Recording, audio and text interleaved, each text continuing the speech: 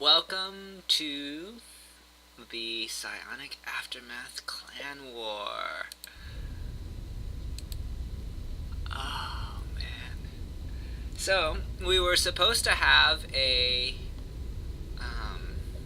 clan war, which got a last-minute cancel, so we found another clan. So, impromptu night. We have our 4 people ready to go. We'll be starting off with Sun Lily, and we'll see how this goes. It should be pretty entertaining.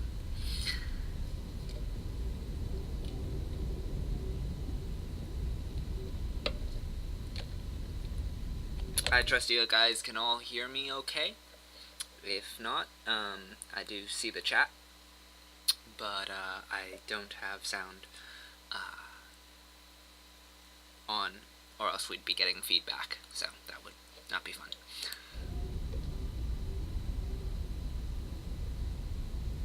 Looks like they're just getting things sorted on map selection at the moment.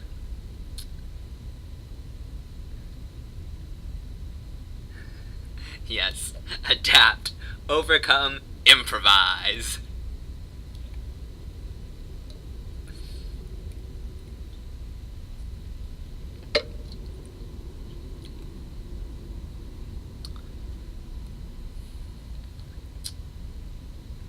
Okay, good. It was, the sound was pretty, wonky when I was first setting it up, so I'm glad it's all working now.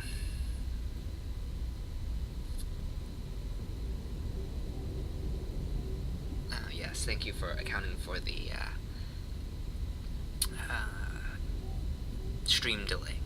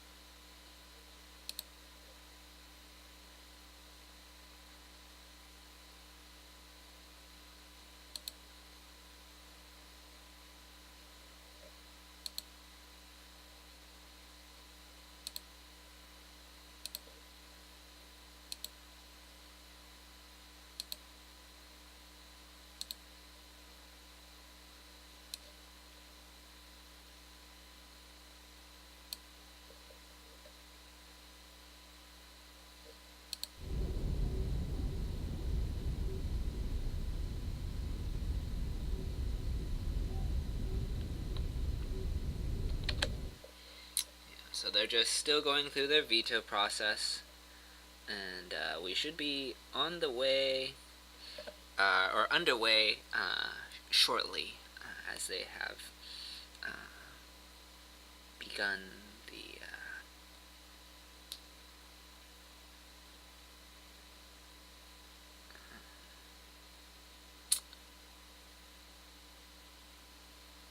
steps to get there.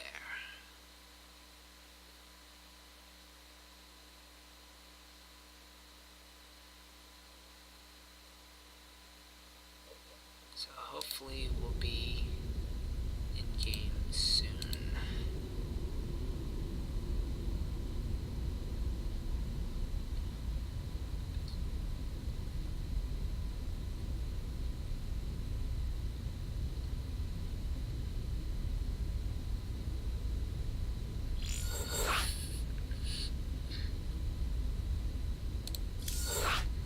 Okay, so first map will be Ascension to Ire.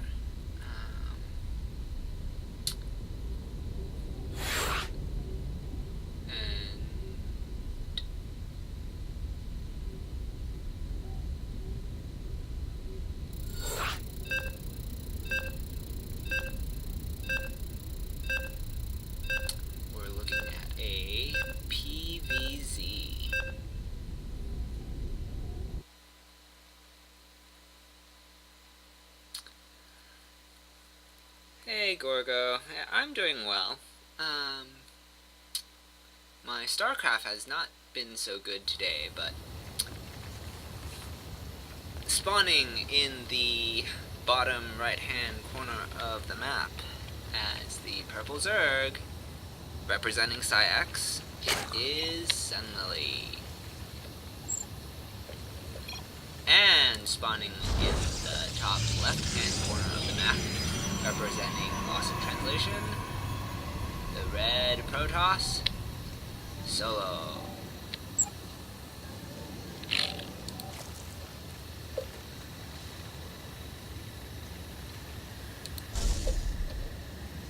Okay, so it looks like pretty standard so far. Nothing ordinary. Gateway off the pylon. And yeah, so we begin the first of our all kill. Oh.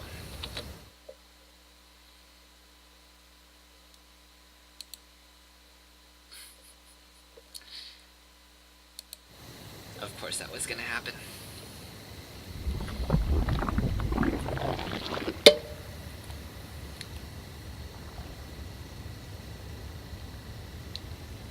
I feel like that's like everyone's first cast.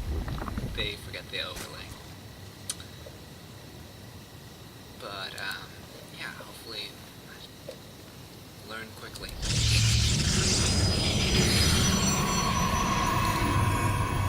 Okay. So, Senlily doing her due diligence, checking for any possible cannon rushes with her probe, and going on to take the third afterward. Meanwhile, Solo has just finished up the cyber and has taken gas. All those standard things you normally see in a PvZ.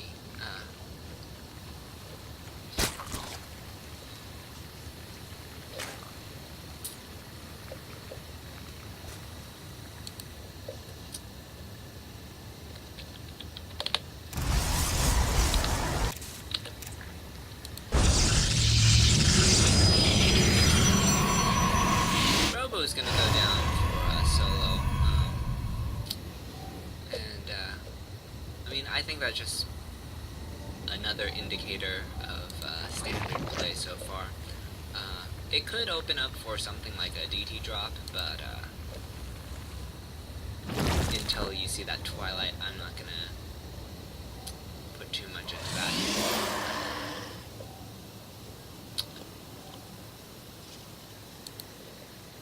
Senlily's taken both watchtowers and has pretty good overlord positioning, so she should be able to see pretty much any moves out that comes out. Oh, there is a warp prism. And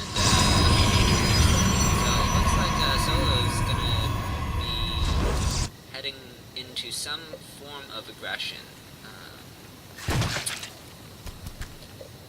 +1 has started for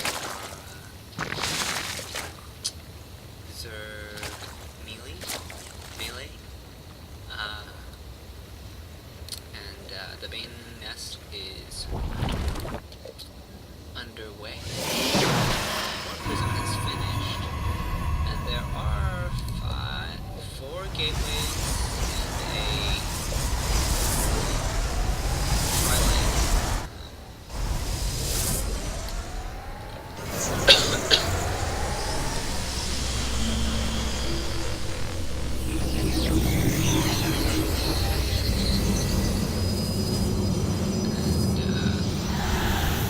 Interesting. Okay, so Solo's gonna get 4 adepts, pick it up in the Warp Prism, and move out across the map. So we're looking at some adept pressure. And see how much Solo decides to commit to this. With the Twilight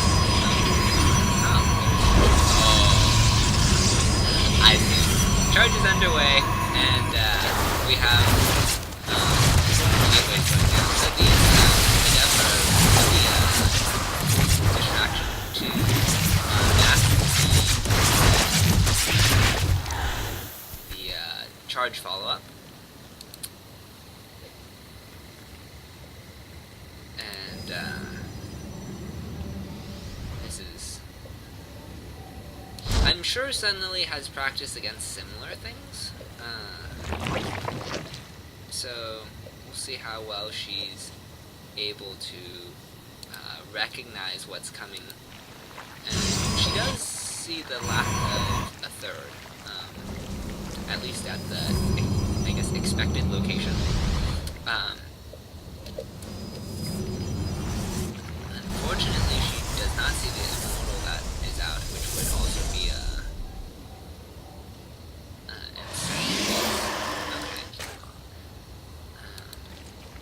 but the lack of a third should definitely indicate some... Yeah, she's confirmed that there's no third at the other possible location.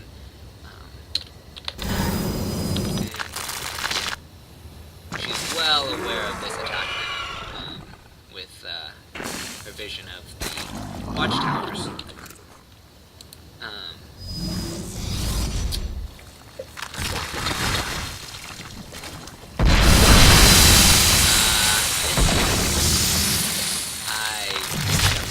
Is going for our third player here. She's gonna try to defend this, and gosh,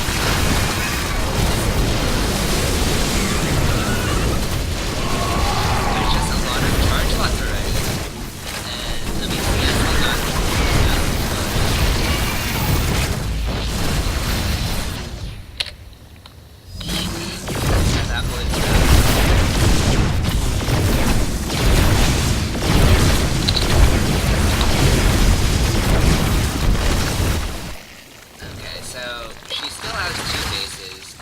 this is definitely an all-in, as the Protoss has not expanded. So while this is gonna be not impossible to defend, if she does defend,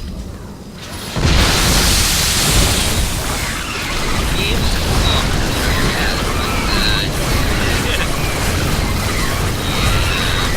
too many charge bots.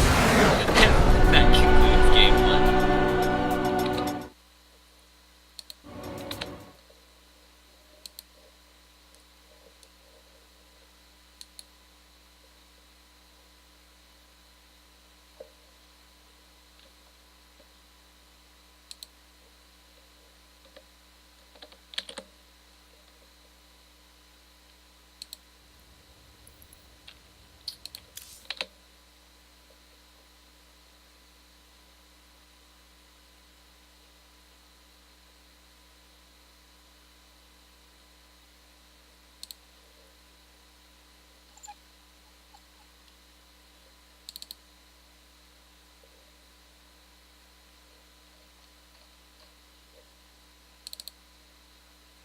Okay, we're going to see if we can add Salivan as a co-caster.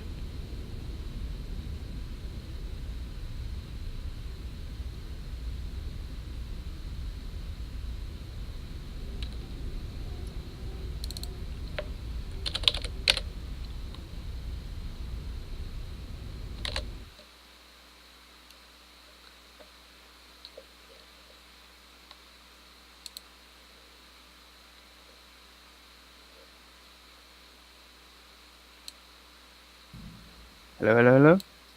Hey! Hey, do you have it? So yeah, my event fell through, which is why I couldn't cast this thing, but since it's no longer happening, I'm free to cast with you.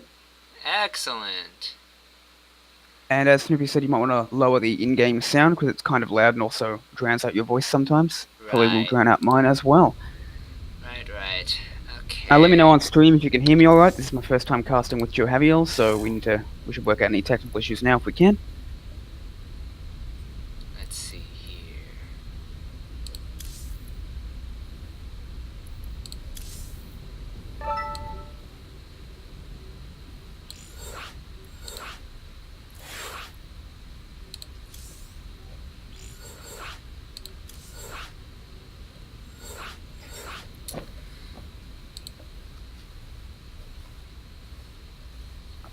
Everything alright, voice-wise? Uh, well, I've lowered the the game sound, so we'll see how that And what about mine? Can everyone hear that alright? improves it. Had a bit of Alrighty. issues casting the first time around before we solved some technical issues. Okay, Snoopy said I sound good on stream, no problems on my end, so good to hear. That means that we're good to go, I guess, as soon as the players are ready. So, Tuco, our next player for Psionic Aftermath. A Diamond 3 who is a Terran, it looks like. Let's check his VP statistics. There we go. Not too good this season, although a lot of Terrans are having trouble in the matchup at the moment. We shall see if he can take out Solo. Wow, Tuco's TVT is an 87% win rate this season. He's clearly very, very good at the mirror matchup. That's pretty impressive. Unfortunately, his VP not at the same level, but we'll see if he can take out Solo nevertheless. Solo, I believe, used to be a Zerg player, having switched to Protoss I see. since I was in Woot Esports. So probably over the last 2 or 3 months, I would say.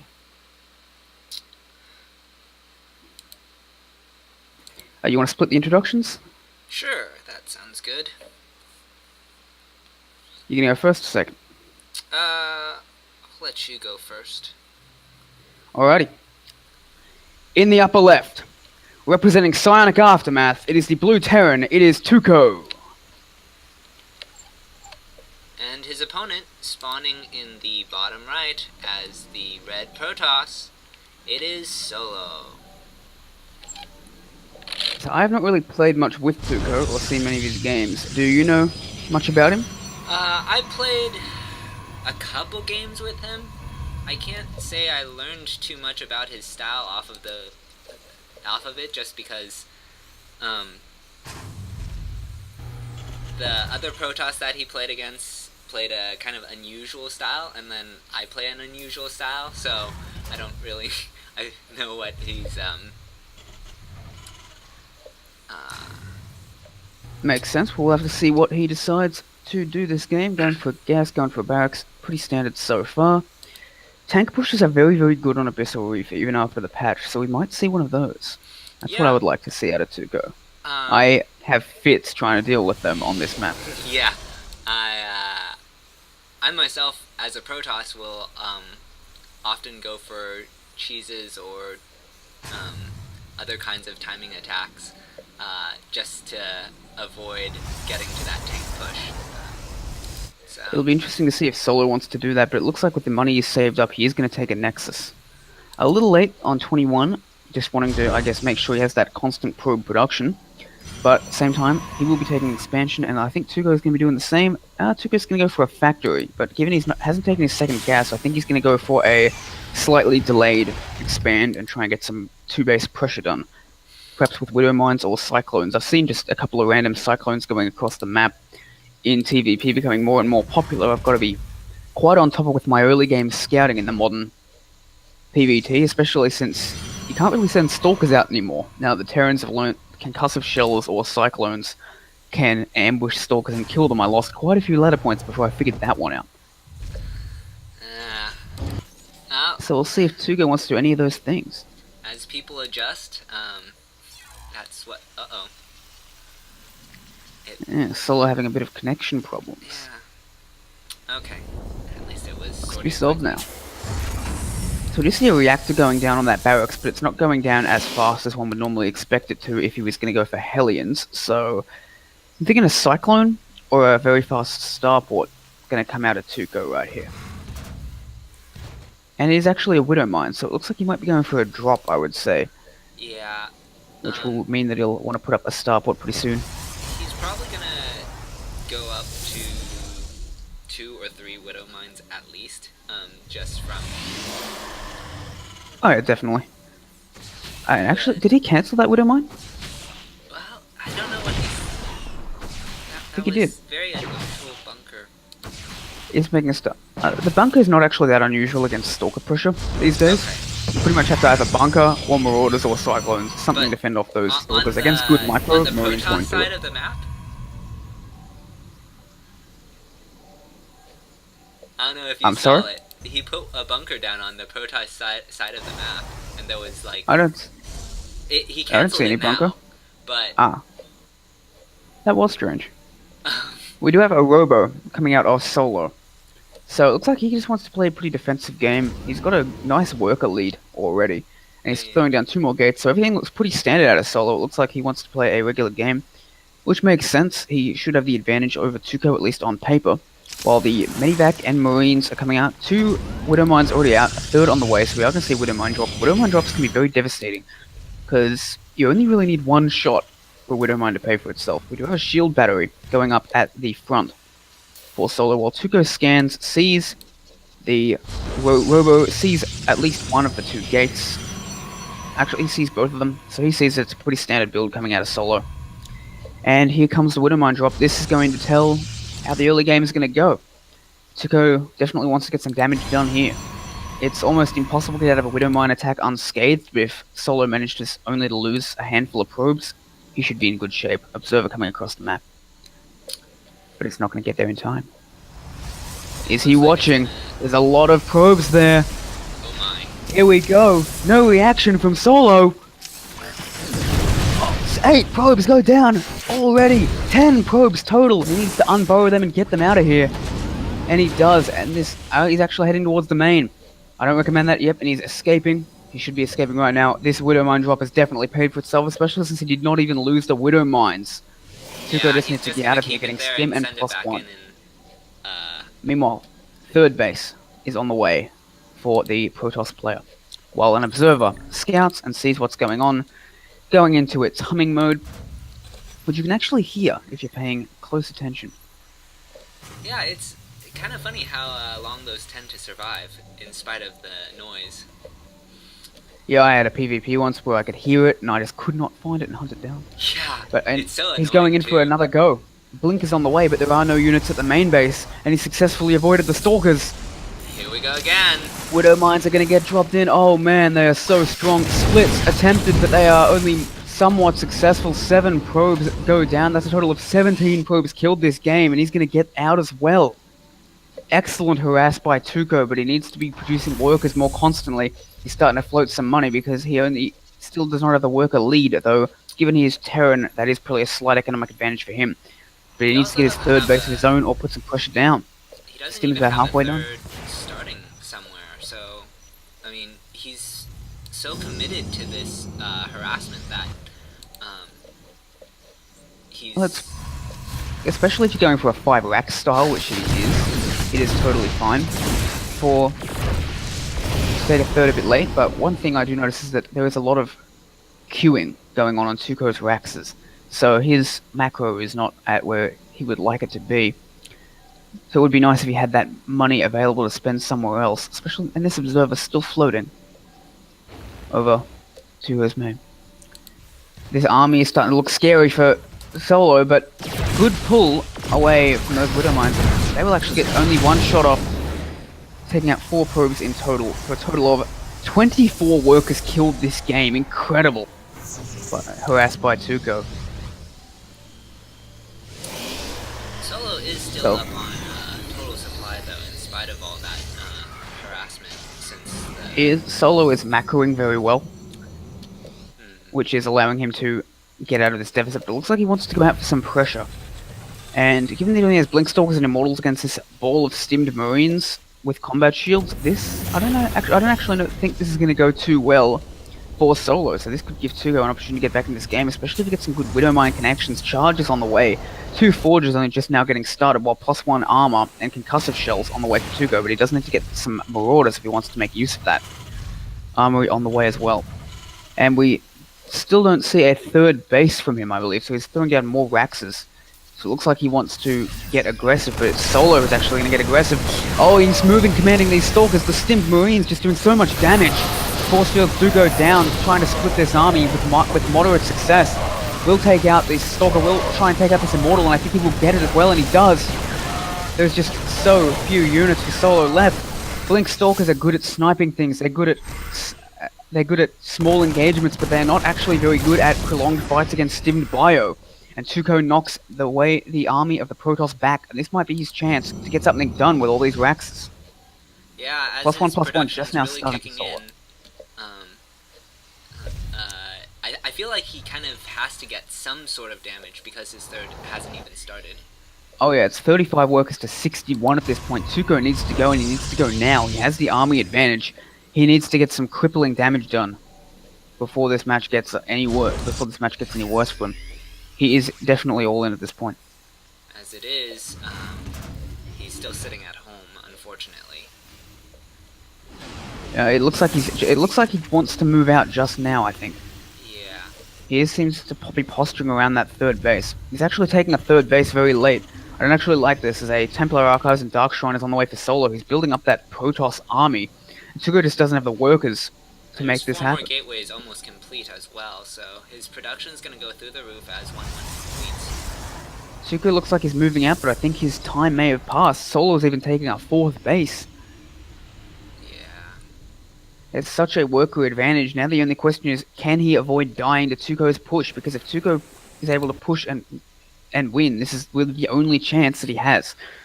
A huge worker advantage for Solo, but a huge advantage on army. For Tuco, Psionic Storm is not yet done.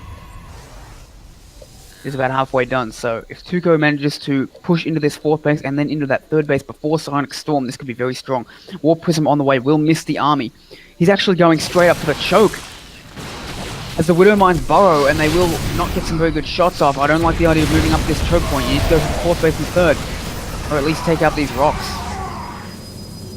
So all Solo needs to do is buy time at this point. Solo is trying to... Tuco is not fighting with the majority of his forces. And Psionic Storm is about to finish, and when it does, this push is over. Yeah, I think the only reason why the only reason to push this direction is if you had tanks, but as he doesn't, the storm is just gonna, yeah. I guess Tuco isn't particularly practiced on this map, perhaps, or perhaps did not think he had the time. Perhaps he thought he just had to go immediately and couldn't go around to that fourth base. But either way, Tuco is now in a very bad spot. Yeah. He is building ghosts, but I don't know if even that's going to be the force multiplier that he needs at this point. I mean, he's getting the right tech, but he doesn't have the economy behind it. There's 75 workers to 36 at this point. Again, he is down about 50 supply, so... Most of that is in workers, so the armies are pretty even at this point, but with Psionic Storm out for Solo and and only a couple of ghosts just yet out for Tuco, it's actually not quite as even as one might think army-wise. He's going to try and get some damage done with this harass. There is an observer to spot this coming, so... That's right, they should see it, and they do, so this probably won't get that much damage done, although he does attack this mineral line and then just back out, getting 3 probes. Will we see them feed? Oh, good blinks, taking out one of these medivacs. And Solo's army is just far too strong at this point. He's had the economic lead for such a long time. I think he's just going to push, and I think he will have a big advantage. He'll probably hit with 2-2, which is over halfway done at this point. So the charge in Blink, Protoss really has the ability to pick off those retreating forces. Absolutely, and there's so many High Templar with so many Psystorms. There's only 2 ghosts. He needs some really, really clutch EMPs to have a chance in this fight. But I think Solo's just going to wait for 2-2, and then he's going to go. Here comes the ghost. Good EMP, but not good enough. There's still a bunch of storms left in this army. He does have a lot of marauders, which is good. But this army is just so strong from Solo. Psystorm does go down and hits his own army. As Tuco is trying to kite back, but he has almost no medivacs. His army is stimming its way out of existence. He actually has another army up at the natural, which he can use to reinforce. But at the same time, Solo is pushing forward. And Solo is not going to make the same mistake as Tuco. It looks like he's going to go up towards that third base instead of trying to engage up that death choke. Uses up a couple of storms. good position on the Liberators. And Solo's actually going to take out those rocks in order to allow his charge slot reinforcements to join the party and allow him to continue to attack as Tuco moves to this third base to defend it, but there's just so much for the Protoss. Trying to snipe some units is Tuco. He has good micro, but the economy just isn't there, and at some point StarCraft can just be a numbers game. It doesn't matter how well you control your units if the other guy just has twice as many of them. And this third base is going to be forced to retreat. He's probably going to be killed. The Liberator will help him out, but there is only one of them. And here it comes. Psystorms again forcing Tuco backwards. Solo has double the supply of Tuco. He's trying to go in. More storms hitting. I think Solo might just be taking this opportunity to go for it. The Widow Mines are going to start to burrow. If Solo knew how ahead he was, and I imagine he would just dive onto this. He is actually even getting 3-3, but he does not quite know for sure. So difficult to get that intelligence in StarCraft. Intelligence as in, not as in IQ, but as in information, as in knowledge. Solo doesn't want to whiff this lead he has. He doesn't know how little Tuco has. I think he's just going to wait for another set of Stalkers in order to blink on this Liberator and kill it. And it looks like here it goes. He's going to take out this Liberator, and with it, the only defense of Tuco. The shell of Tuco has been broken. Solo is pushing forward into the natural. There is so much for Solo. He's just going to kill all of the production here at the natural. You should be seeing a GG shortly. There's nothing left. GG for Tuco, and Solo takes a commanding win off the back of solid macro play. Hitting 2-0 over Psionic Aftermath. Excellent showing by Solo here. Turns out this switch to Protoss is not slowing him down at all. No. Now it becomes a question of who will stop him. Well, we do have our Masters coming up, so they are going to have the best shot to do so. Libya sending out Droptimus, the lead for this clan war, out next. And here's a Terran as well. So we shall see if he can gain success where Tuco did not. I'm sure he was watching and taking notes. I imagine he would be. I'm just going to go turn on my air conditioning. I'll be back in about 30 seconds.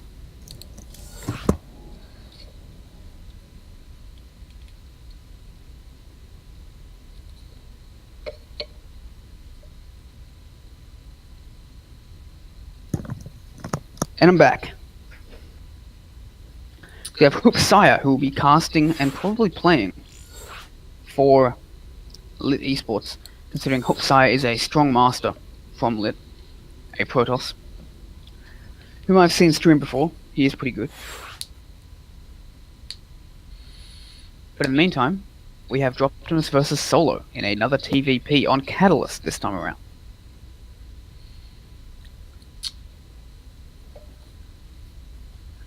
Waiting to see if Lit's caster is going to be ready. So what do you think of Catalyst, Joe Javier? I mean, it's not as...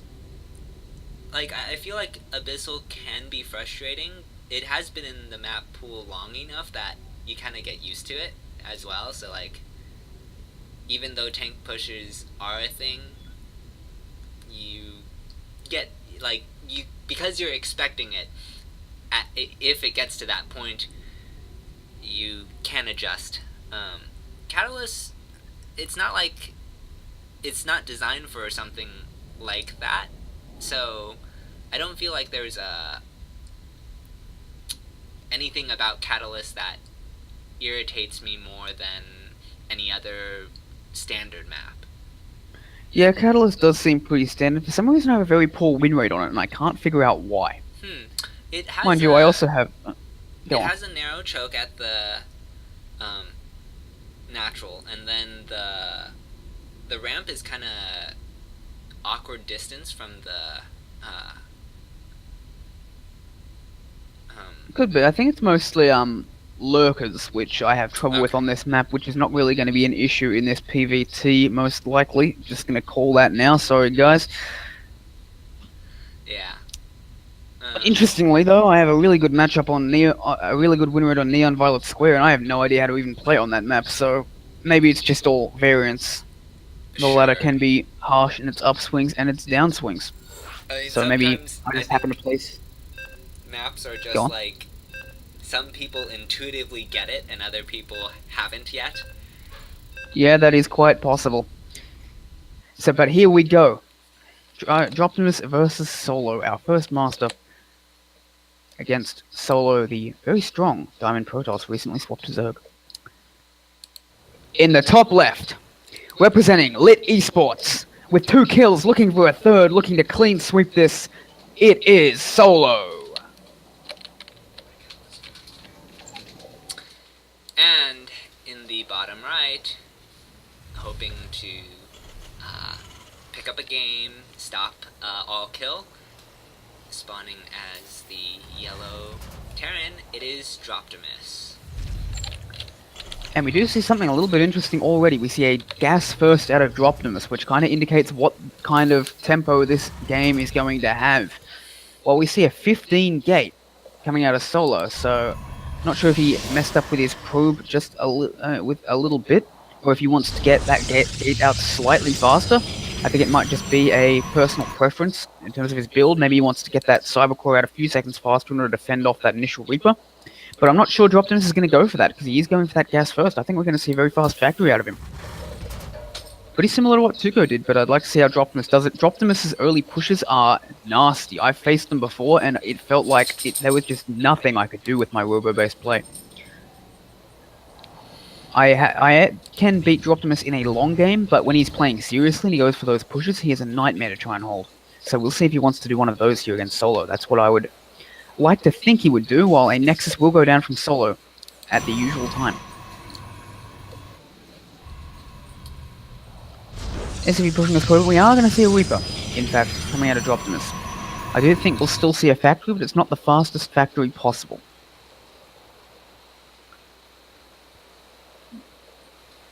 Well, are we going to see a command center first? Looks like... Yes, I'm going to stop trying to predict what Droptimus is going to do, because he is just tricking me at every turn. I do not know Terran openings very well. All I know is when I can expect to see certain units showing up on my side of the map. How the Terran gets there is really not much of my concern, as the Reaper is going out, as well as a reactor on that barracks. We'll have to wait and see what he wants to use his gas for. This factory is coming up now, so he's going to go for a factory, just not a particularly fast one, as the Stalker is on the way, rallied towards the main for Solo. So this should be there in time to fend that Reaper off. The Reaper will still get a scout out, maybe get a probe if Droptimus is good with it, and Solo is a little slow with his Stalker. The Stalker is going to be just a few seconds late. He did not, I don't think he chrono boosted it, and one probe is going to go down. Will he actually get a second one? There is no reaction from Solo right now, and he's going to get this gas probe as well, and then he's going to retreat, and he's going to get out nice by Droptimus, getting 2 probes. That's something you don't see every day, as the second Stalker is on the way for Solo. Droptimus heading around to the natural. It is so difficult to defend both those locations with a single Stalker.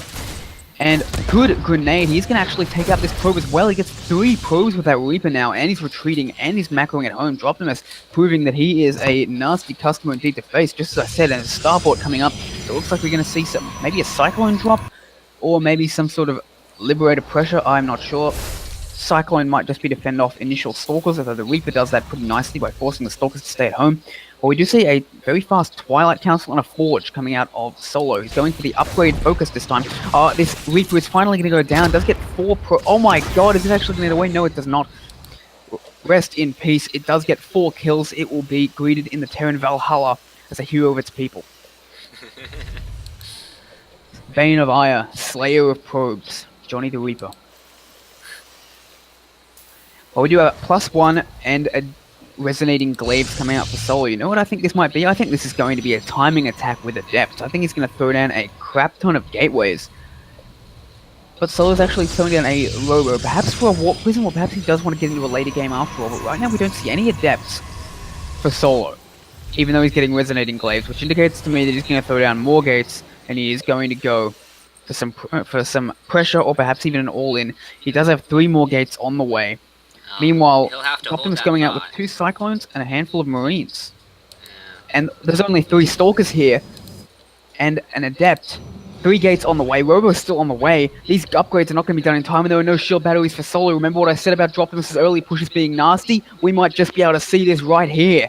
Yeah. Yeah, as a this third is. base is on the way for Optimus behind this, and this could actually be really devastating. Solo is not prepared for this. He has not scouted the move out. He doesn't have the shield battery. So many gateways are on the way. So much production being created, but it's not there now, and that's what matters. All of these units are going to go down. They're just going to get destroyed, and so many probes, so many workers at the natural are just going to get slaughtered by this army. Optimus doing what he does best. Look at all of these probes going down. 9, 10, 12, 13. Big worker lead for Optimus. He might even get this Nexus, and if that's the case, the game is virtually over. Resonating Glaives is just about to finish, though. That is the saving grace for Solo in this game. But the Cyclones are just too beefy. They just do so much damage. He needs an Immortal, but he's not going to get it in time, as his Nexus is actually going to fall. More and more adepts being created. Solo might be able to hold onto his main, but he has lost so much already, as Optimus is getting third behind this, as well as Stim. Could this be game right here? Look at those adepts. They just don't do any damage to these Cyclones, as the Cyclones are wrecking them. More adepts being sniped down, and it is GG. Optimus with an early push, showing the power of that Terran early game with those Cyclones, crushing Solo in a dominating performance, bringing the series back to 2-1, and we'll see who Lit wants to send out next to take on the Terran Titan himself, Optimus.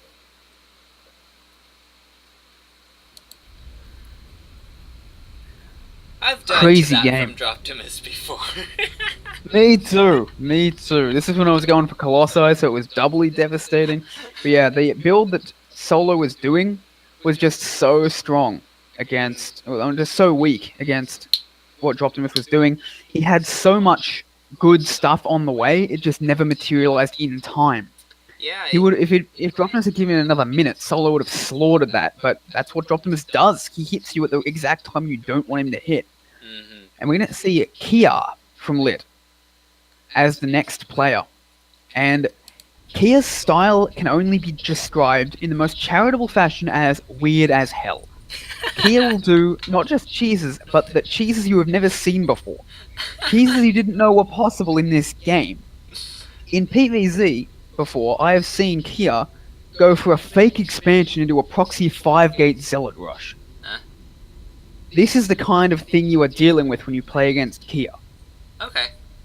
So, one way or another, this game is going to be interesting to watch. Optimus, though, I think is pretty well matched against Kia, considering Optimus' early game focus. He builds those early units for aggression, but they should be able to work for defense just as well. And I'd like to see what the new patch has thrown Kia's way, because I think he's going to make good use of that new Chrono Boost and get some seriously nasty stuff sent Syax's way. Well, it is after the mini patch, so the Chrono is not going to be quite as strong, but that doesn't mean... That is true, but it is still very strong, just not as game-breakingly powerful as it used to be. Definitely. I do think PvT is probably Protoss' favored at the moment. PvZ I'm not so sure about. Half of people seem to think it's OP for Protoss, half think it's OP for Zerg, which probably means the matchup's in a really good place overall. And I don't know anything about TVZ, so I'm not even going to speculate about that. But either way, the Chrono Boost is a very strong addition to Protoss' arsenal. Terran often gets stymied against it, not quite sure exactly how to deal with the wide variety of builds that can get thrown his way. So this is a good environment for Kia. Let's see if he can make the most of it and take out Optimus. But Optimus isn't going to make it easy. In the top right, representing Lit Esports, looking to get revenge for Solo, it is the Green Protoss, the Cheesemeister. It is Kia. And representing Psionic Aftermath, spawning as the Yellow Terran, it is Optimus.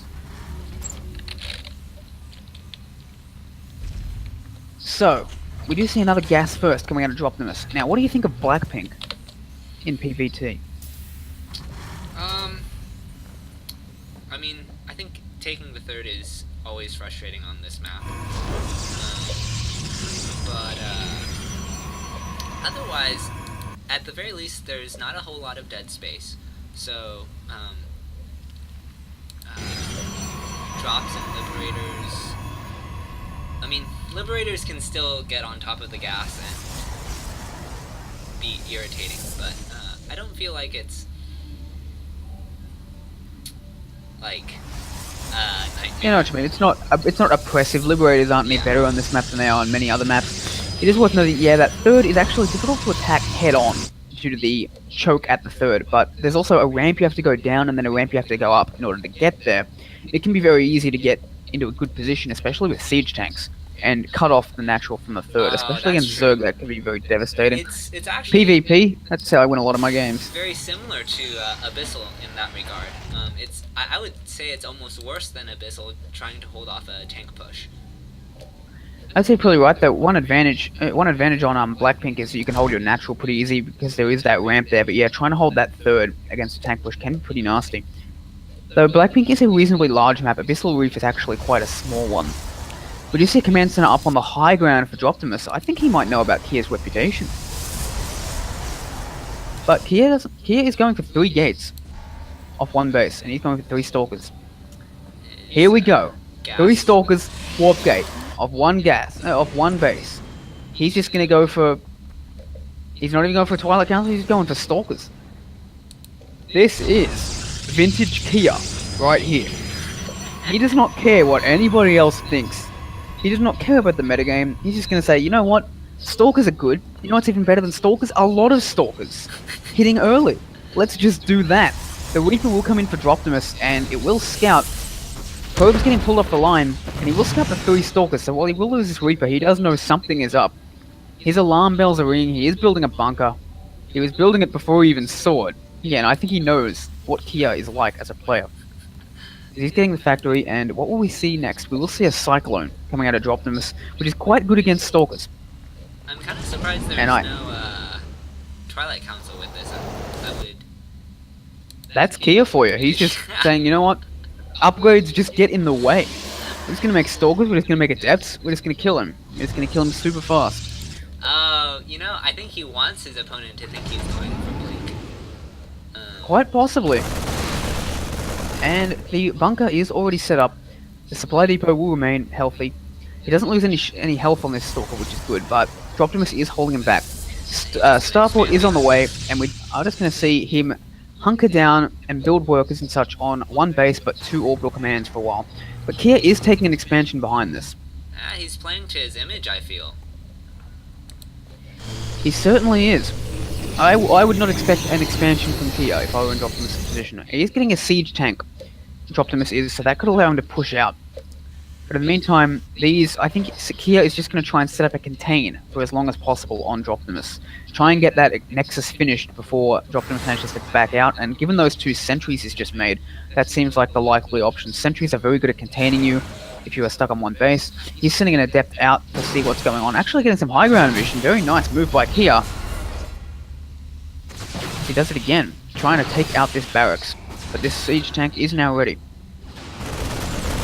And Droptimus is starting to push. He's going to try and snipe this Stalker. Not going to quite succeed. Oh, he might be going in a little bit too early. This Cyclone is going to go down, but this tank is doing so much damage. The sentries are coming in, and Droptimus is going to land that natural. And it looks like he has fended off this attack from Kia, as Kia goes into a Robo for seemingly a standard follow-up. As Droptimus gets another minivac in a tank. Ooh, good Adept Shade. Almost gets that mule. I didn't even see that. It is going to take on this natural, which doesn't have anything that shoots up at it. It's got Adept, but Adepts are not very good against Liberators. Stalkers Expert are analysis coming right home, but there. they are not going to be there in time. Unless the They might Liberators actually be there, if not in time, almost in time. Almost. So they Kia shouldn't take too much damage off the back he's of not this. stopping at the natural. No, Droptimus is going straight for the main. As a Stalker is being warped in for Kia, so I don't think this Liberator is going to get much done. May get a couple of probes. We'll get 2 in total, and deny a bit of mining, so reasonable for Droptimus. And Droptimus is actually moving across the map with a couple of siege tanks. He's going for that tank push we were mentioning before, but there is an Immortal out for Kia, as well as a bunch of Stalkers. But he doesn't have Blink, it doesn't have Charge, I don't think he does have a Twilight Council, but he hasn't even started any upgrades from it. So these tanks could be very nasty if they get set up in a nice position. We do only have 1 Immortal for Kia. He doesn't have any Charge lots or anything, he only has a few Adepts to shade on top of that. He does even have a Liberator, though it is very low on He HP, so we're also going to see if saved that Dropless can make this Liberator. work. Or, since he saved that Liberator, this Siege Tank could Oh yeah, it is going to be nasty. This is Droptimus' specialty once again. Good force fields, needs to lift up those Marines, which he does. Oh wow, so many of these Marines are actually going down so fast. And so does another Siege Tank even goes down. Excellent defense by Kia overall. There's just not enough units for Droptimus to really make use of this building. He's going to retreat, which is wise. In the meantime, making more siege tanks and units at home, getting a reactor on that starport, probably going to start making medivacs. And it's taking a third base, is Droptimus. Here, moving across the map with these adepts, trying to see what he can get done. And a Dark Shrine coming up from Kia. Kia is always entertaining to watch, I tell you that. Entertaining to play against as well, if a bit nerve-wracking. You never know what he's going to throw at you, but Droptimus does have 3 siege tanks, so if he has enough detection, he should be just fine against whatever Kia throws at him. But the question is, will he have that detection? He doesn't have any scans right now, but he does have 1 scan, but the Dark Shrine is still nowhere near close to finishing. Oh, those adepts shade right into these siege tanks, not going to get anything done. Not even getting a single probe kill. Good defense by Droptimus as Kia loses a few of those crucial adepts that he needs to get on top of those tanks if he wants to break Droptimus' attack. More adepts going in a better position this time as the siege tank's going to do some damage to his own SCVs, killing 2 of them in total. But still probably not the best trade for 2 adepts all in all, as another Liberator goes across the map to attack this natural or this third. But I think Droptimus doesn't yet know that Kia has no third as Kia backs away. Hallucination going in to see what it can see. You have a total of 5 siege tanks out for Droptimus now, as charge is on the way for Kia. So this could be a very nasty fight for Kia to take, but he doesn't really have a great deal of beef with his army. He only has Marines and tanks. That's all he's got. I think he wants to add in some more infantry to that army, and he's getting +1/+1 as his upgrades. Scanning the main, does see charge on the way, sees more gates. I don't know if he knows there's no third base yet, but if he does, he'll be hunkering down and preparing for an all-in. Well, his Liberator did come in and pick off 2 probes. There you go. So he would have seen the lack of third on his way past. Droptimus is going to try and take this third and defend it. As we do have charge and a Warp Prism out for Kia, while he does take a third base of his own pretty late. Warp Prism tries to get something done, will not succeed. Droptimus has good supply depots there. He's going to scout that. While Droptimus is pretty well defended at that third with 3 siege tanks and a bunch of Marines. And Kia is actually double expanding now, as he takes his Templar Archive. Okay, Kia. 3 Gate Stalker Adept into Dark Shrine into double expand. This is Kia in a nutshell. You can never predict what he's going to do next. Yep, as Kia sends a probe just to make sure there is in fact a third base there. He knows the Observer saw it, but he doesn't trust the NSA. He wants to see it for himself. He needs some boots on the ground to make sure that he knows this third is there. Does scan the third base, but probably doesn't scan this fourth, because why would you? And Droptimus is like, alright, if you're only just now taking your third, I should just back away. But Kia is taking 2 expansions instead of 1, because that's just the kind of thing Kia does. Drops these adepts, he's going to try and warp some in, getting some good damage done. But this army is here for Droptimus, and Droptimus is getting to take a commanding supply lead over Kia. Dark Templar getting some nice kills, but the scan goes down and takes out both of them. A turret will go down, probably turrets are going to go down everywhere. Turrets are actually down everywhere else. More DTs being warped in. 3 DTs being dropped and the depth being warped in. He's going to try and repair this turret, and he's going to succeed. He's going to take out all these Dark Templar, as Kia is now starting to hemorrhage his units against the unbreakable defense of Droptimus. Droptimus is up 50 supply, almost all of it army. There's 80 army supply to 32. Psystorm is almost done, but even Psystorm has its limits. And given that Kia has double expanded off very little army, I think Droptimus is about to move out and punish him for his greed. More harass being done, trying to keep Droptimus back, but the reinforcements should be enough for that. Oh, and the Warp Prism actually goes down, so that harass is no longer going to be an issue. We have 6 siege tanks and a ton of Marines with a few Marauders going across the map to take on this third base. And Droptimus is going to get right up to that third base uncontested. I think Kia's just going to give it up. No, it looks like he is going to try and move in. Feedback goes down on one of those medibacks. We are going to see a split from Droptimus as he is going to try and use these siege. Oh, these High Templar trying to get sniped. Good storms in total, but the siege tanks, the High Tempo and range of the siege tanks, and Kia is forced back as he loses this third or fourth base. It is really hard to tell. Optimus scans, realize, hang on, you gave up that base pretty easily. Maybe you got another base going. Sees the Dark Templar. We'll get a shot off on that, but we'll need another scan in order to take it down. Does he have another scan? He does. He will take out these Dark Templar. He will shell this Immortal. He will take that down. He will move into the natural. Optimus looking to make this 2-2. He just has so much stuff. Psystorms, not going to be enough. More DTs come in to try and be heroes, but one of them will get sniped. Excellent Psystorms from Kia, but it's just not quite enough. He doesn't have any units to finish it off. More DTs being warped in may force Optimus back for now if he hasn't been saving his scans, but this natural base is going to go down, and with it, so are Kia's hopes of taking this game. But all of the tanks are going to get sniped by these DTs. Optimus has finally run out of scans, and he's going to be forced to retreat. Dark Shrine after more and more Marine and Marauder coming across the map. You're right, the Dark Shrine is gone. Those are the last DTs that Kia will have, and if they get scanned and sniped down, I think that will just be GG. Yeah, but in the meantime, an entire new army created for Optimus. Sure, he cleaned that up, but what economy can he possibly fall back on? Exactly, at what cost? At what cost? More and more probes being taken down. This third base is going to go down, and with it, GG well played goes Kia, and Optimus will take the game, going 2-2 and evening it up for Psionic Aftermath.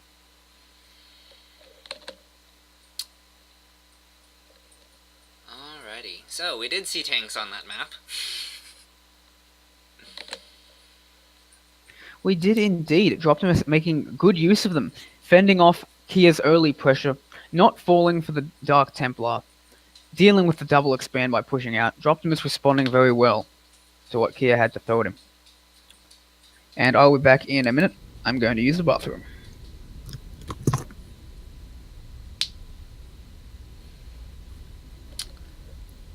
Alrighty, so it looks like the question is, who will come out for lit next?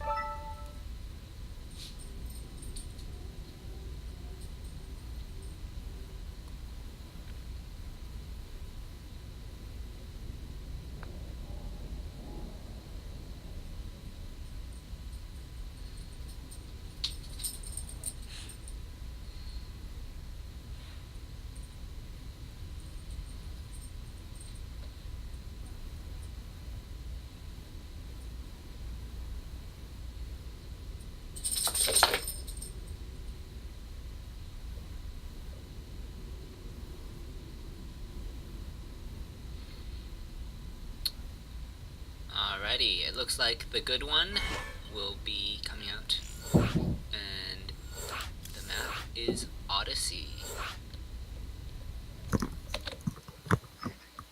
And I'm back. Oh, GSL starts in 40. That's really good. I thought it was actually starting an hour ago or so. I will get to actually catch this event and the Code S as well. Yep. The first half an hour or so is usually just like player intros and such, so we should be done about in time for anyone who wants to tune in and see innovation. But in the meantime, we've got the good one from Lit to go up against Dropimus. I haven't actually met the good one. I'm not sure if he's an old soul or not. If he's an old soul from Lit, and I just never met him, or if he's a recent acquire. Old soul, I don't know why I said that. What does that even mean? Let's check the report from him. His VT is 52% so far this season. He's got a lot of games. He's got 146 games against Terran this season alone. He has a very good match against Protoss and a very bad matchup against Zerg, but his Terran is, to quote Goldilocks, just right. So we should get a very good match coming out of this. Dropimus versus the good one. A TVZ on Odyssey. Here we go. Spawning in the top left. Representing Psionic Aftermath. 2 kills on his belt. Looking for a third. It is the yellow Terran, Dropimus. And representing Lit as the green Zerg, it is the good one. Enthusiastic GLHF coming out of the good one, proving his name. Don't know if good is meant to be skill or morals or both. Let's hope both. Carbide Zerglings.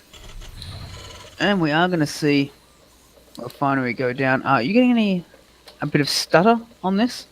Yeah, I think someone might be... it's not the stream, it's the game itself. I think someone might be lagging a little bit. Oh. I'm getting it too. I'm not watching the stream, I'm in the game. Okay. Then I don't know what it is. No, hopefully it clears itself up. It looks like it's getting better now. It looks to have cleared itself up. And I've just discovered the follow hotkey. Which would be great if I was actually observing this game. But I'm not. I've used it a couple of times for funsies. We do have pretty standard opening coming out of the good one with that hatch gas pool. And fast gas coming out of Dropimus yet again. Looks like we're probably going to see a pretty similar opening to his TVP style. As he's getting that Reaper. For Scout and for Harass.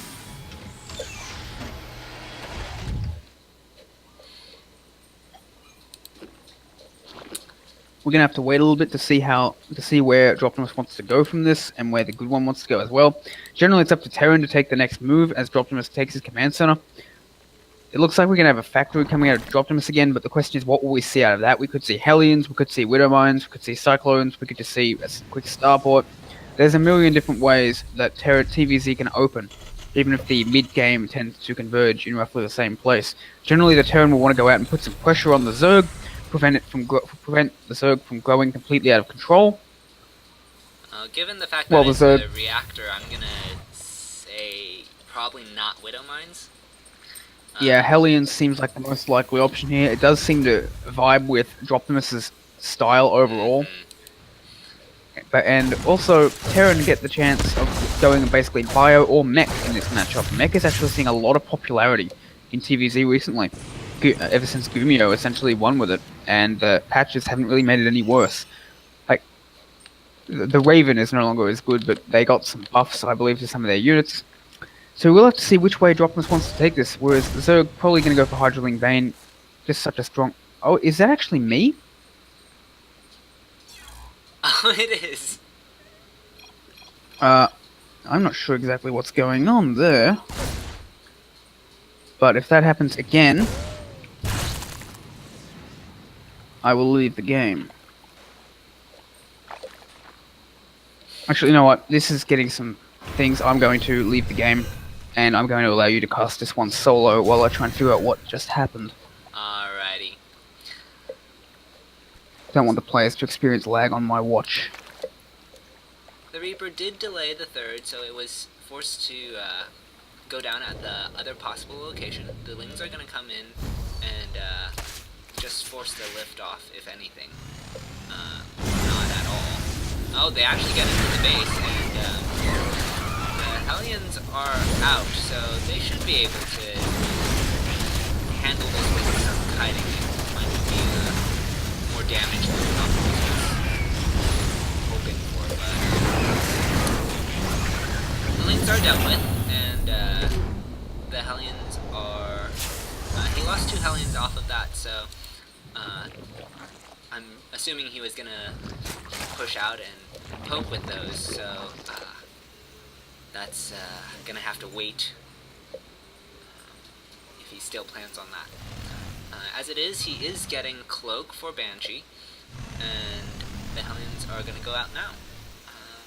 Do we have a armory yet? I don't see one, so looks like it's just gonna be Hellions for now. I guess armory can always go down later. And they're gonna come find the 3rd base location and move on, as there are no drones to barbecue. Get a shot off. The second one's pretty good. And wow, okay. We're getting lots of damage with these Hellions. As the drone count has dwindled down to 31 workers off of 15 drone kills. The Banshee is going to come in now, and it will fly over the 3rd. With no queens here, it's picks everything off, goes into the main, cloaks up, and detection is just started. So we're gonna get another 4 drones so far. The damage of this opener is yet to finish. Almost dies, picks off 1 more drone, and is probably going to back out. Behind this, there is a 2nd Banshee, but now that detection is out, he's just going to keep it up. There was some counter-aggression that had to be dealt with, so that explains part of the...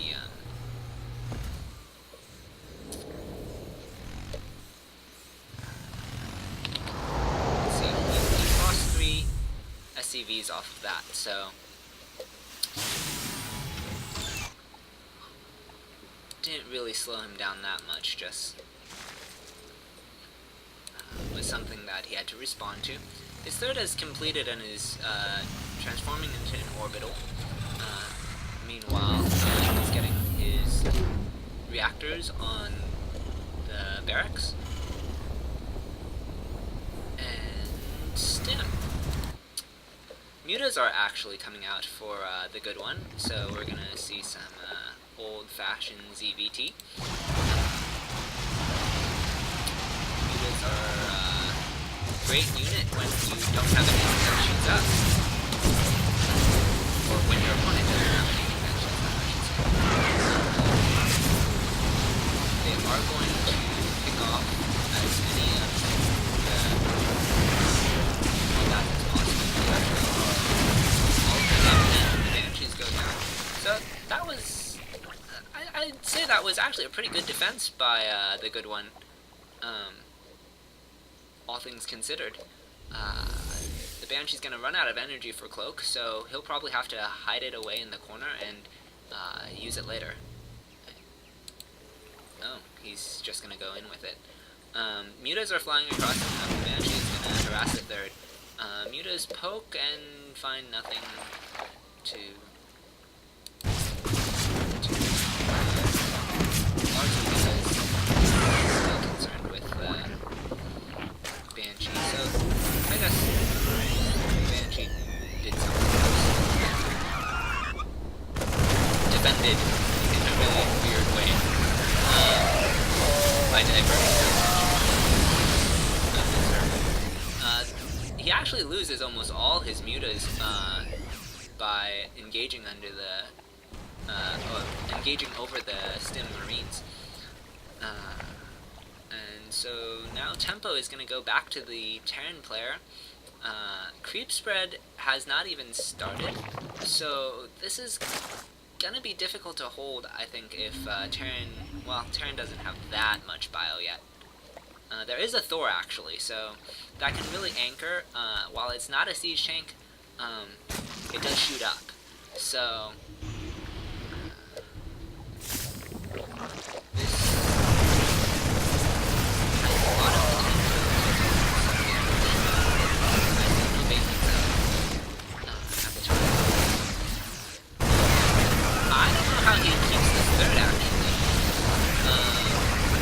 Without Banelings, this is gonna be kind of... Yeah. So, Optimus is going to take another game. And that will put Psi X on match point.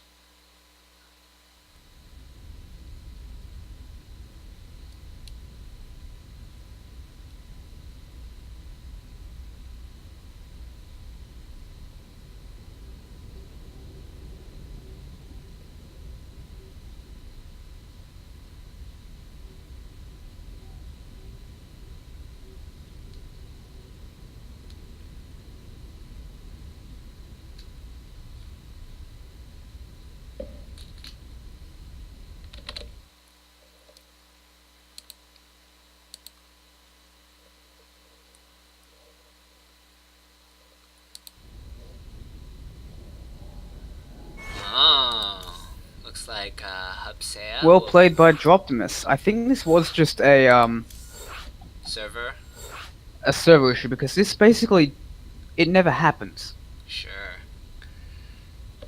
Hasn't happened, I believe, like over a year. So Wow. I would like to think this was just a server issue rather than a connection one. Yeah, I seem to get it once in a blue moon, but it never DQs me, and it resolves pretty quickly for me. Um, but Let's hope that happens here. I probably should have left StarCraft and restarted, but a bit late for that now. Oh well. I kept the stream on, so I was just hearing my own voice from the past, and I was like, what the hell just happened? I just turned the stream off. Forgot to turn it down. For- a Forgot to little stop bit of watching it. time dilation there. Yeah. Disconcerting. Alright, we're going to have Hoopsire as the last player for Lit Esports, and Hoopsire is a Masters 1 Protoss. He is very, very, very good. He's going to be very tough to beat. He is their ace, and he is very well deserving of the title. Choosing Battle on the Boardwalk, probably wanting to get that out of the way in case he has to face a Zerg in the final match. Here we go. In the top left, representing Lit Esports, the greatest and last hope in this clan war. For Lost in Translation, it is the pink Protoss, it is Hoopsire! And looking to close out the series, spawning as the Yellow Terran, representing Psi X, it is Droptimus.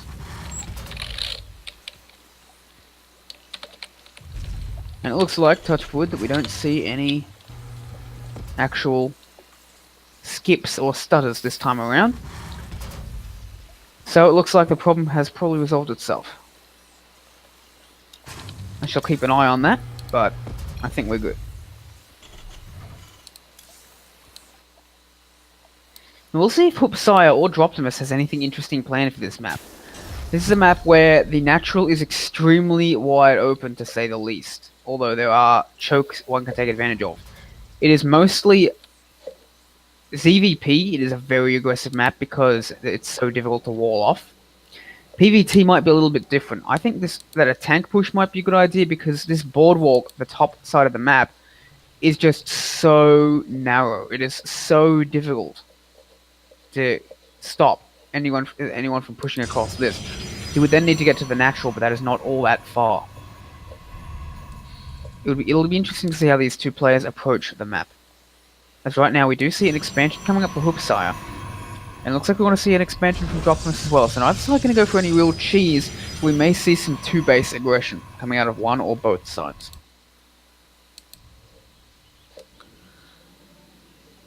What do you think we're going to see, Javier? I'm not sure what we will see, but as I was thinking about what you were saying about the map, I think a 3-base fast lib range push would be hilarious. That would be interesting. There are a lot of spaces in this map where you can really abuse those liberators. That's for sure. Yeah. Those water areas Mm-hmm. could be very, very nasty. Of course, getting the 3 bases and keeping those 3 bases is not as simple as it sounds on a map like No, Boardwalk, no, where of both course not. sides are basically a stone's throw away from each other. They can shout to each other across no man's land and trade for cigarettes. No, I think actually now that I'm thinking about Droptimus's playstyle, I think he's actually gonna do a 2 medevac drop timing, uh, and it should probably hit around 5:30, given the fact Quite that they are possible. so short by air. Quite possibly. We should. Early pushes like this are Optimus's bread and butter, so I think we will see some sort of early aggression from him. I would expect that on any map, let alone a map like Boardwalk. Sure, he's actually getting a Cyclone, so it's not gonna be pure bio in those medevacs if he still goes for a 2 medevac drop. Well, you pretty much need Marauders or a Cyclone early because of this. You get these Stalkers putting their pressure on, and they're just so strong. They're going to take out a couple of Marines here. More Marines will pop, but at the same time, we really want that Cyclone to fend off those Stalkers because just Marines will not fend off 2 Stalkers. And the Cyclone comes out in time to stop that second Stalker. That's why he's got it. And will he take out this Stalker? That is the question. You can kite. Hopsai is kiting very well. And I think he's actually gonna... Oh man, he's gonna keep both these Stalkers alive. SCV's coming out to repair this Cyclone. Hopsai with some very strong early game pressure. Getting Blink as well as 2 more gates. So I think this might be DNS's Blink style. Which gets out Stalkers 3 at a time. Gets at about 9 Stalkers to pressure with. 9 Blink Stalkers to pressure with before expanding. Which seems like a very good idea on this map, considering the potential for early pushes from Droptimus, and Blink Stalkers can just kite them across the map and make them pay for every inch of ground they gain. It also gives you the ability to pick off that medevac drop that might come out. Very true. It seems that the counter to Cyclones just dive in and out of their range with the Stalkers. Hoopsai are teaching me a lot right now. Those Stalkers are not looking... Those Cyclones are not looking all that good against the Stalkers. Ooh, but one of them doesn't even go down. It comes very, very close, but it will survive. As more and more Stalkers being warped in, as it looks like Hoopsai wants to take his third, so this is expected. This is some Blink Stalker pressure into a third base. And Hoopsai, if he gets those few more Stalkers, he's almost at the point where he can just get onto this. Droptimus is building a siege tank though. So that could help him out a lot. Both sides being active, trying to control this choke that leads into the natural. Both that is so important to do, as charge comes up for Hoopsai, as well as that third base being imminent. Scan goes down. He's moved back to his natural. I think he's anticipating drop, which is not coming. I think he's just taken a lot of damage and is gonna have to transition. Indeed, as Hoopsai takes his third base. I think he's got a lead at the moment. He definitely has a supply lead, and he's looking to expand that further by getting charged, getting that third base. And he'll probably be throwing down a forge or 2 pretty shortly. Meanwhile, +1/+1. No, just +1 weapons and stim on the way for Droptimus. He'll probably be taking +1 armor as soon as he can afford it. So that can help him out because there aren't even any forges for Hoopsai. So Hoopsai might want to be going for some sort of 3-base timing, or he's expecting a 2-base timing coming out of Droptimus because he does not have any upgrades, while that third base is almost complete for Droptimus. Charge and Blink are great, but they won't stand up against 1-1 or 2-2 bio for too long on their own. Stim will be complete before any engagement, given their positioning. Another scan does go down, sees the third. Sees some parts of the army. Sees Zealots, sees Sentries, sees Stalkers, sees... Okay, you're not going for any real tech units. More and more gates coming up though, so it looks like Hoopsai may want to be putting on some pressure, or he just has seen that there is no third base yet. But there actually is, and it is about to come down momentarily. Forge goes down, double Forge going down to Hoopsai now. but there will be an upgraded lead for Droptimus at least for a little while before those Chronorisks catch up. Blinkstalker's situated in an arc to prevent that push, but Droptimus knows that, and he's going around instead to attack the third base. He's not going to try and go through that narrow choke, which Hoopsire can stop him at. But at the same time, Hoopsire has a pretty big supply lead, both in workers and in army. While his army isn't going to be quite as good due to a lack of upgrades, it is still quite strong. Charge lots are very good against tanks, very good against marines and cyclones. He's got a lot of charge lots, a lot of blink stalkers. I actually think this pressure is not going to go too well for Droptimus. But the siege tanks are sieged. Blink forward comes in almost immediately. Good kiting from the bio. All of the charge lots are actually going down, but it looks like the stalkers are going to snipe these tanks. A pretty good trade for both players, actually, but Hoopsire has the reinforcements coming in, and this is going to take the fight for him. Resources lost pretty heavily in Hoopsire's favor right now, as those charge blocks and blink stalkers very, very good together. If he had a couple more tanks, that probably would have gotten a lot better for him. Hoopsire even blinking across to try and take out this medivac, and he actually might just do it. Oh wow, what good moves right there. Taking out a full medivac is so big. Droptimus is going to have to give up this third base. He is trying to siege his tank, but there's just so much stuff here. I don't know if one tank's going to cut it. Blink Stalker's coming in and flanking from behind, jumping on top of that siege tank and killing it. Another siege tank not yet sieged. Medivac looks like it's going to get sniped down. That third base might just go down, blinking on top of that tank as well, and everything's just going to get taken out for Droptimus. Supply is plummeting, and Hoopsire proving that he deserves that Masters 1 stat. That's bringing it to the match point. Actually, I believe that is the ace match. It is now 3-3. Yeah. Who will Syax send out to take on the Masters 1 Protoss Hoopsire, who appears to be also spamming more than anyone I've ever seen with a 608 APM. What? He must have some kind of turbo key or something, surely. No one could do that normally. That's 10 actions per second. That's insane. How does he do that? I've never seen that before. Every finger in his hand is hitting a key at the same time. It must be, like... Hoopsire is spamming is code S level. He is like the GSL champion of spam. Wow. But he's Protoss! What do you need that APM for? Is Protoss? Come on!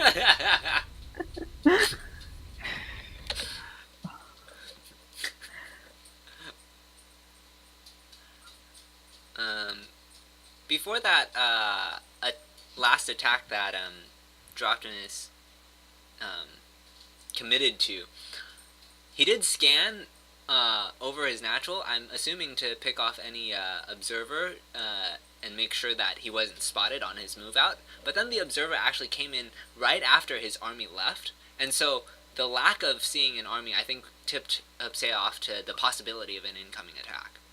Oh, absolutely. It's always better if you know exactly when they're heading out and what direction they're going, but if you see no army there, you know that they are moving out at some point. You can be prepared for it. What you don't see can be just as important as what you do see in StarCraft 2. I think Syax might be feeling a little outgunned and trying to come up with a backup player at the moment, considering Hoopsire is just so strong, all in all. We shall just have to wait and see who Droptimus comes up with to take on the Protoss. I think he's also going to be trying to qualify for WCS. So interesting. Once I hit that kind of level, I want to start competing in the OSC events and that. I was actually going to join the qualifier, the SEA qualifier for WCS Leipzig. Okay. But I actually misread the time, and I did not get to play, which is sad. Considering that there are a couple of Masters who managed to qualify for Stage 2, Luneth among them, he's a Masters 1 Protoss. Quite good, but not at the pro, semi-pro level that one might expect from a larger... from a larger game. From a larger region, I mean.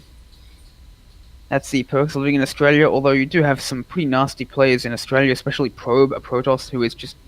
He's basically like the Neeb of Australia, he just wins everything. Oh, yeah. He actually had a pretty um, interesting series against Neeb. I think Who, he, Probe? Oh yeah, I saw that. He didn't, wasn't it 3-2 Neeb's way? yeah, like Probe just masked disruptors, and Neeb was like I saw that. I uncertain of remember the that. fact that, like, I think Neeb um, expected Probe to transition off of the disruptors, but Quite possible. Anyone who can take Neeb to game 5 is not someone I want to take on. yeah, I know, right? Australia's had some good players over the years, just none who could really make that jump into truly great. Like Mm, Moonglade was the first one. We had Pig. Actually, played against Pig the other day. I Wasn't saw. close. Yeah, Those were he some owned me. scary adepts. He owned me pretty hard.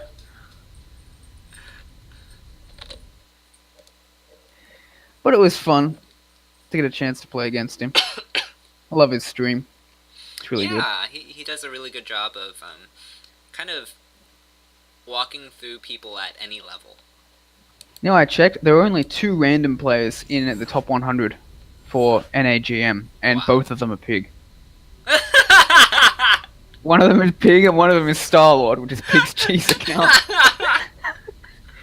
He's the only random in the top 100, and he's Wow. gotten there twice with 2 different like styles. He is a really, really good random player. Two He's different probably one styles of the that best are random players in the world because there's not that many random players out there. right. Yeah. Anyway, so we're going to have Vanish versus Hoopsire.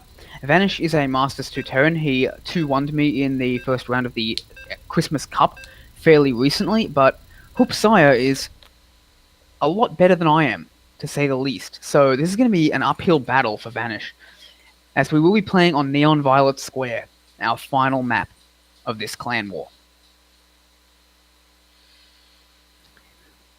TVP, as has been the theme of the day. In the top left, the Masters 1 Protoss, the Saiyan of Protoss himself, the pink Protoss, the last hope of Lit, it is Hoopsire! And in the bottom right, as the orange Terran, Orange sounds right. representing Psi X, it is Vanish.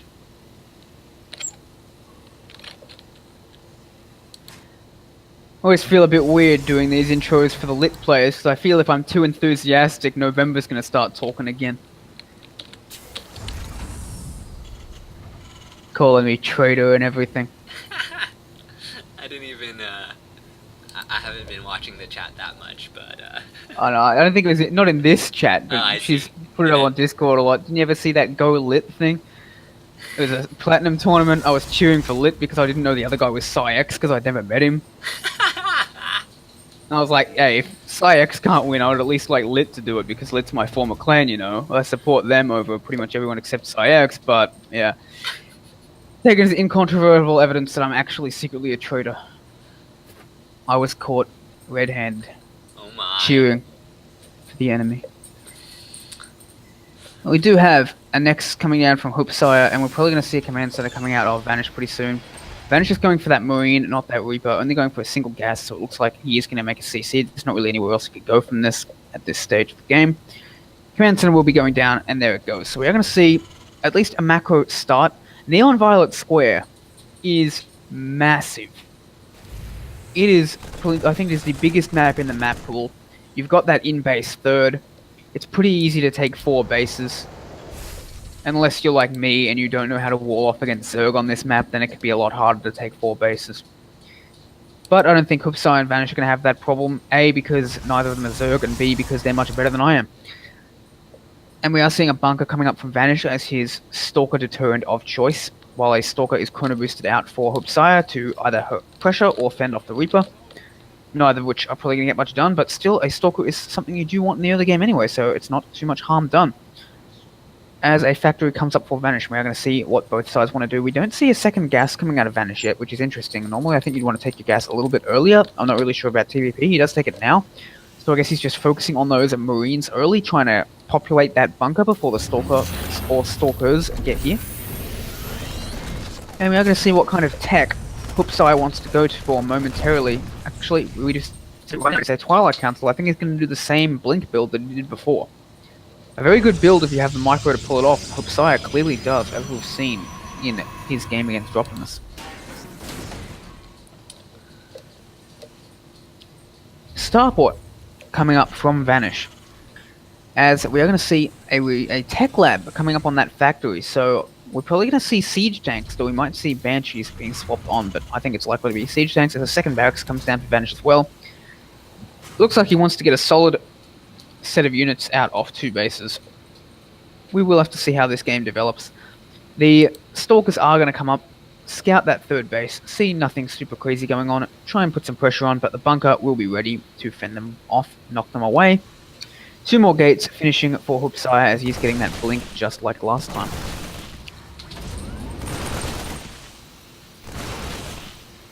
He's getting some poking down. Good kiting, just moving in and out. Ooh, you got to be careful with that Vanish. You don't want to lose those Marines. I didn't realize you could actually do this with these Stalkers, just move in and out and force those SCVs off the line. That's really clever. That's really cool. God, Hoopsai is good. Meantime, looks like we're going to see a very fast 3rd coming out of Hoopsai, which makes sense if he can get away with it since he's pinning Vanish back with these Blink Stalkers.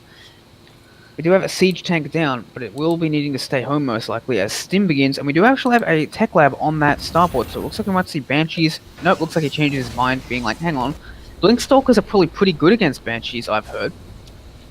So let's just go for a reactor instead and put something else on that tech lab, put that barracks on that tech lab, go for some double Marauders, because you know what's good against Blink Stalkers? Marauders.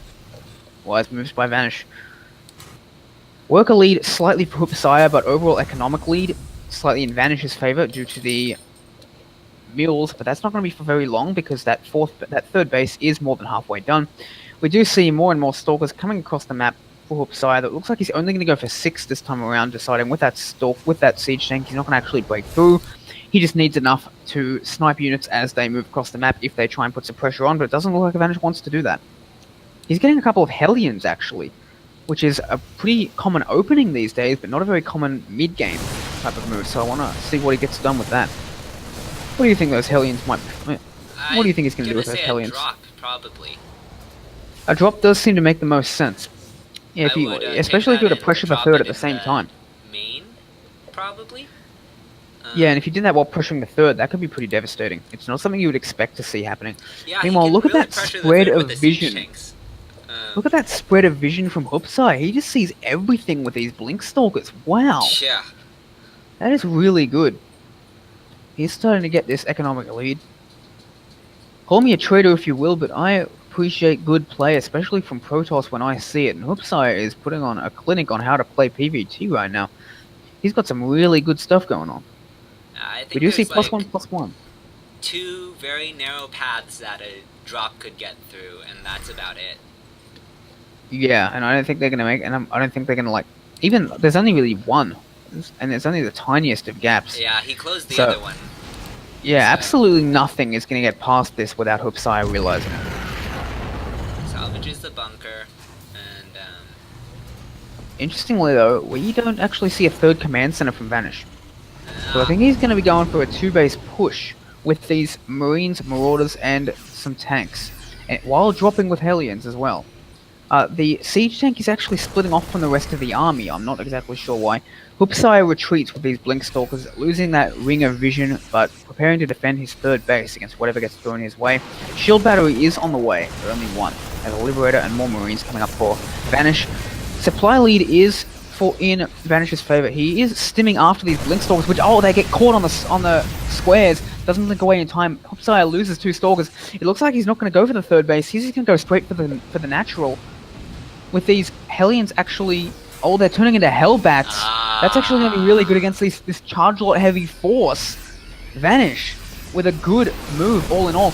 Let's see how these charge lots do. Stalkers blink onto this one tank.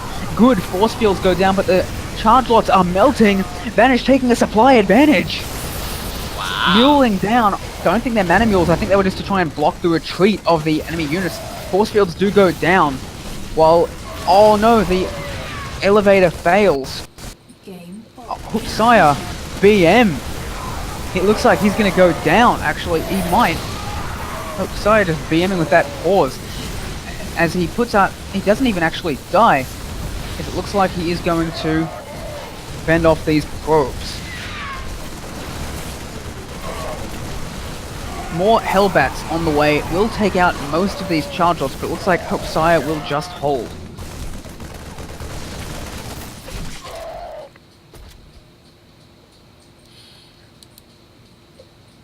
As Vanish is pulling some SCVs. It looks like he is actually just going all in with this. Completely all in, pulling SCVs as well. But I think he's waited too late to do that. He does have 2 Liberators on the way. Liberators could be very good against this low Stalker count. He does have 5 Stalkers out. But he needs to have those Marines under them. He really needs Marauders under them in order to fend that off, it looks like. Let's see how this goes. Has spotted this as it's moving in, so he does have. Oh, that Liberator is in a very forward position. No good force fields from Hoopsire. As Vanish is going to try and sneak past them and start to get some damage in. Hellbat morphing in, but only one as charge lots come in from behind. I think this is going to be GG. Hoopsire pretty much showing why, despite him being a good player, I don't really watch his stream anymore. Nevertheless, he will be taking out Vanish. It looks like the supply is so heavily in Hoopsire's favor. He is going to take out these Liberators, and with that, that will be the game. Vanish has taken out almost all of his SCVs, and that is to GG. And Hoopsire will take this match for Lit Esports.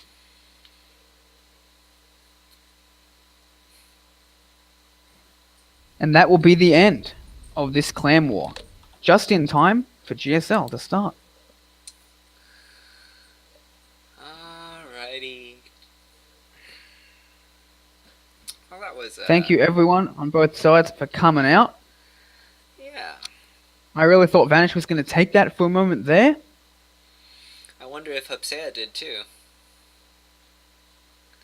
Quite possibly, considering those pauses. Normally you only see that when someone's about to just quit the game. But I guess he decided to fend it off for a little longer, but did manage to send it out. I don't think those mules were actually mana mules from Vanish. I think they were meant to block the retreat of the army. Sure. They just didn't succeed particularly well. Mule, though. Quite possibly. Maybe that's why he did pause the game as a sort of retaliation for the perceived mana mule. But I've seen that happen before when I can't remember his name. I think it was Skyscraper, actually from Lit, who did that to me. But he only sent down one mule, so I thought he was mana muling, but he was actually just trying to block off my army's retreat and didn't succeed. Sure, much like a changeling might. Pretty much, yeah. All in all, good match on both sides. We got to see some great games from many different levels of play. And thanks, Lit Esports. Thanks, everyone from Psyx and Lit Esports. And thanks to all the viewers for tuning in. We've got plenty more events where that came from. I believe tomorrow, tomorrow that is VSL. VSL will be being casted by Gravity at twitch.tv/gravity620. And that will be Psyx versus All In. And the next day, we will have a clan war against Validity Gaming with 2 plats, 2 diamonds, and a master. And that will be streamed by Wrench and Joe Javier here. Yeah, and then there's still more after that. On Monday, there's yet another. The VSL against Lit. So we've got a lot of great events coming down. So do throw us a follow if you haven't already and you want to see more of these events, because there's some great stuff going on. There's also going to be 2 Psyx Pro Series coming out next week on Africa, both at 5 PM ET, one on Saturday, one on Sunday. We're going to have Bowman versus Psych, 2 GM level Psyx players, and then the next day we're going to have Penguin versus Riser, both also GM level players. We're going to have a PVT and a PVZ. Some great matches going on there, and Snoopy and myself will be casting the one on Saturday. So we've got some great stuff that's going to be happening.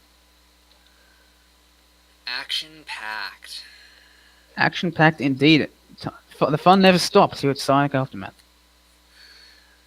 Well, it does stop for the night. So, well, it only stops for us in a sense, because you still have GSL. Oh yeah, I'm going to be tuning in. And Alrighty. thanks everyone for coming. Is anything else you want to say to the viewers, Joaviel? I don't think so. I think that's all. Thanks for coming by, and we will see you guys next time.